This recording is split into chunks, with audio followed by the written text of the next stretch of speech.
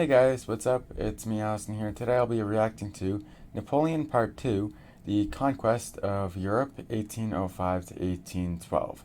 This video is by Geohistory, and if you haven't already, I highly suggest that you go check out their channel. The link to this video that I'm reacting to today will be in the description below as well. So I highly suggest that you go follow that link, like their video, and subscribe to them as well, as I make really well put together history videos, and history videos are also very accurate to what the facts are and what actually happened. Also, only a small percentage of people who watch my videos are actually subscribed. If you like my videos, please subscribe. It's free. You can always unsubscribe later if you want to. Enjoy the video. Conquest of Europe. France and its Spanish ally are at war against the United Kingdom. Napoleon's Great Army, or the so-called Grande Armée, is gathered along the Channel coast, ready to invade the island. To this end, Napoleon asks the French Mediterranean fleet to head for the Caribbean to lure the powerful Royal Navy. They must then rush back to the English Channel to facilitate a military landing. Oh, wow. Upon their return... Yeah, I never thought about that. You know, like, one of the hardest things about invading the UK is the fact that their navy is extremely strong, right? So if you can completely take out their navy out of the question, then that's a huge thing that you're not really gonna have to worry about too much until they catch up to you and start fighting you, of course. The plan fails. The French fleet okay. is spotted and attacked along the Spanish coast, forcing its retreat to Cadiz. But Napoleon... Oh, so I guess what he's saying is that the French army, they made it all the way to the Caribbean and then made a sharp turn, distracting the Royal Navy, and then they saw them here and then they attacked them. Okay. Attacked along the Spanish coast, Okay. Forcing its retreat to Cadiz. So I guess But they did make it to that the recently named point, French but not emperor and the to King of London, I Italy guess. has already changed his Or to plan the UK. since the United Kingdom convinced Russia and Austria to form a new anti-French coalition. The British would finance the war. Austria sends an army to Italy and a second to Bavaria, where the Russian army would join. Napoleon then sends his great army at full speed to Bavaria in order to arrive before the Russians. Do you know why he arrived before the Russians? Because Napoleon's army lives off the land, therefore they don't have to stop at city to city or place to place, whatever, to gather food. They just eat the food that they find on the way there. So he organizes a diversion by sending an army corps into the Black Forest, where the Austrians wait, ready to fight, while the main battalion of the army gets around them in the north. The Austrian army discovers, too late, that they are surrounded. 5 days later, 25,000 soldiers surrender without a fight. Meanwhile, Napoleon orders his fleet, still blocked in Cadiz, to join the Mediterranean. The French and Spanish fleets try to end the British blockade, but are destroyed by the fleet of Admiral Nelson, who dies during the battle. Not surprising at all. The Royal Navy is pretty much one of the strongest navies in the world, even at this time, so I'm not surprised at all. With this victory, the United Kingdom reaffirmed its maritime supremacy. In Austria, the Russian army retreats towards the northeast to await reinforcements, paving the way for the French to Vienna. Meanwhile, in the south, a second Austrian army is defeated and retreats. Napoleon seizes the Austrian capital. He decides to leave a big part of his army there and leaves with 60,000 soldiers to meet the army of Alexander I of Russia, which has received reinforcements from Francis II. As he is outnumbered, Napoleon decides to station his troops on the strategic plateau of Pratzen. He studies the field and devises a plan. On the evening of December the 1st, as the Austro-Russian army approaches, he orders his troops to retreat, pretending to flee. The army of the Allies jumps on the opportunity and seizes the plateau for the night.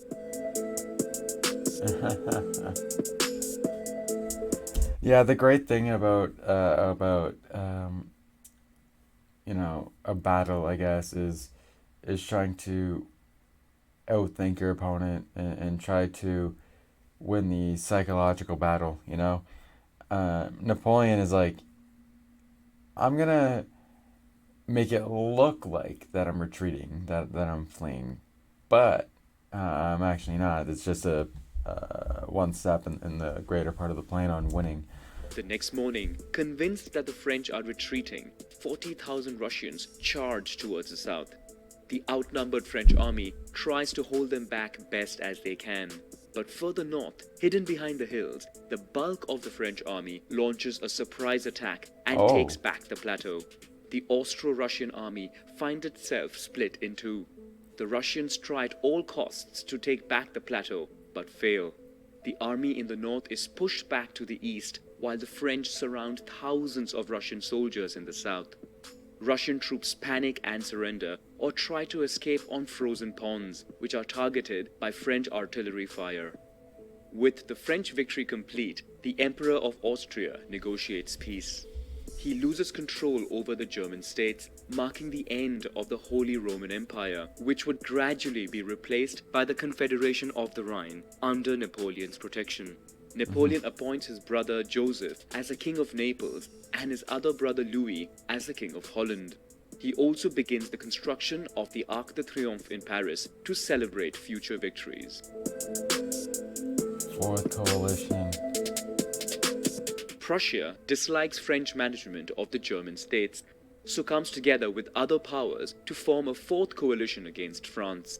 3 Prussian armies enter Saxony, and an ultimatum is given to the French, demanding their withdrawal to the west of the Rhine. Napoleon goes to meet them with his great army. Initial contact is established. The French immediately get the upper hand, causing the Prussian armies to turn back to Leipzig. But the French army, which is faster, catches up and positions itself between the two main armies. Napoleon then makes an error of judgment. Thinking that the great Prussian army is in the south, he sends a small army of 25,000 men to the north. They find themselves confronted by the great Prussian army of over 60,000 men. However, despite the odds, both battles are won by the French that day, Really? opening the doors of Berlin to Napoleon. Wow. Polish campaign. With Prussia defeated, Napoleon attacks Russia. Along the way, he enters Polish territory, which was captured and shared between Russia, Prussia, and Austria 10 years earlier. The French are welcomed as heroes, and thousands of people join the ranks of the army. The Russians avoid battle and retreat to await reinforcements. Eventually, the two armies start fighting. 2 days of fierce battles ensue, causing thousands of fatalities. Both sides are tested and need time to recruit new forces. 4 months later, the Russians try to surprise the French by launching a frontal attack. But they are repelled and chased. A second decisive battle drives the Russian army beyond the Niemen River.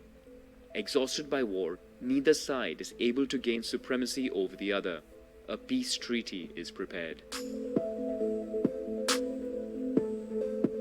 It's crazy, man. Both sides meet on a raft especially built for the occasion on the Niemen River, where Napoleon and Tsar Alexander I negotiate.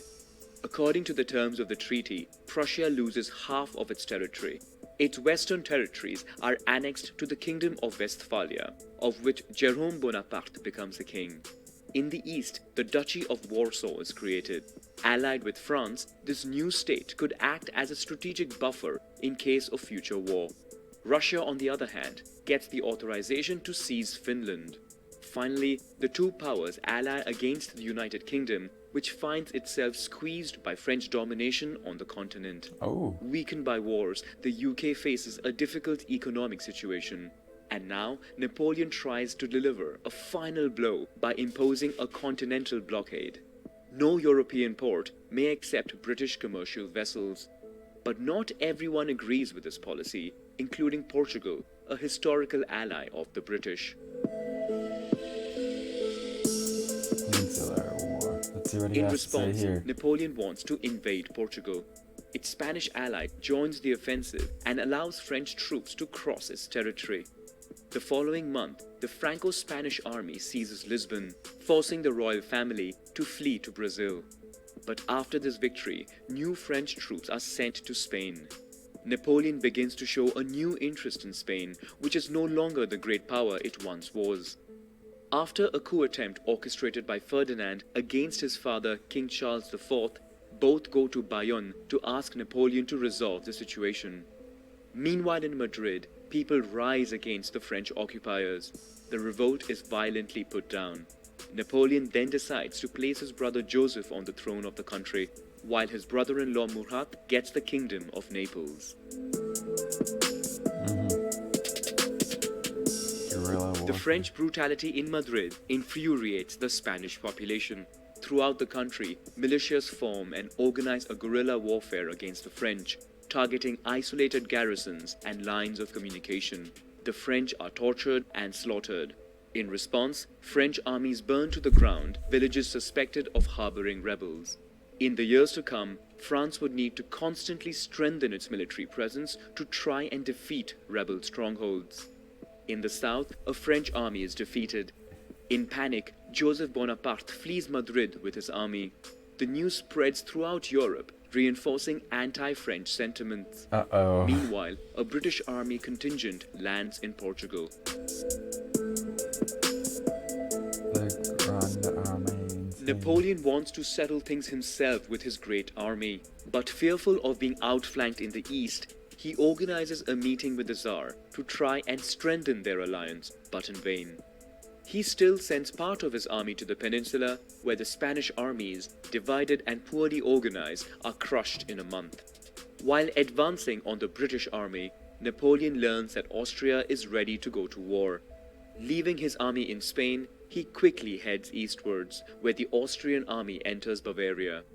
They hope to be joined by Prussia and the Confederation of the Rhine, driven by rising German nationalism. But it would not happen.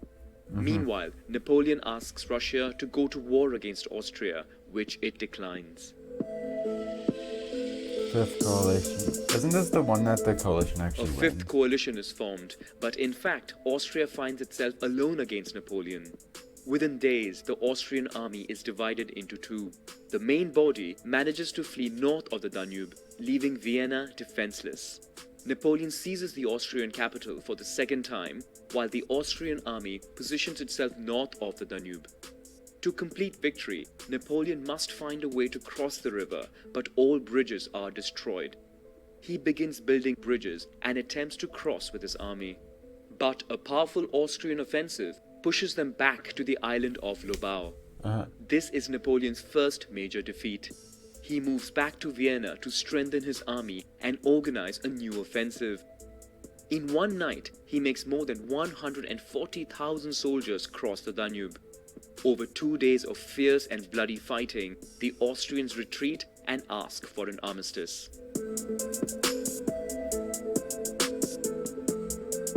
As per this unfavorable peace treaty, Austria loses many of its territories and its access to the sea.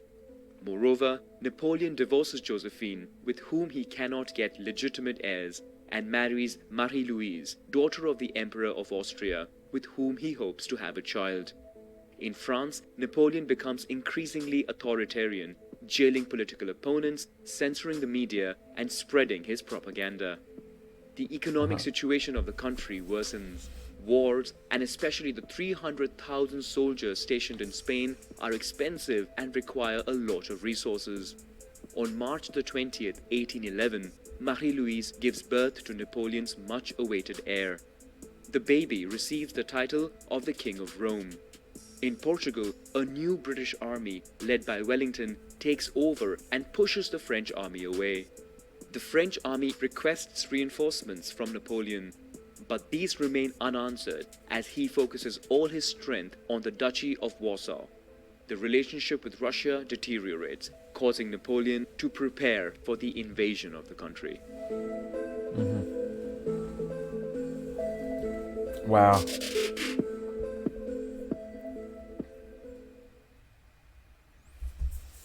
Man, that was a good video. I can't wait for part 3, the final part there. But yeah. Man, let me know what you guys been thinking about geohistory so far. In my opinion, they make really well done videos. If you haven't already, though, please make sure that you like the video and consider subscribing as well, with post notifications on, so you don't miss out on any of my future uploads.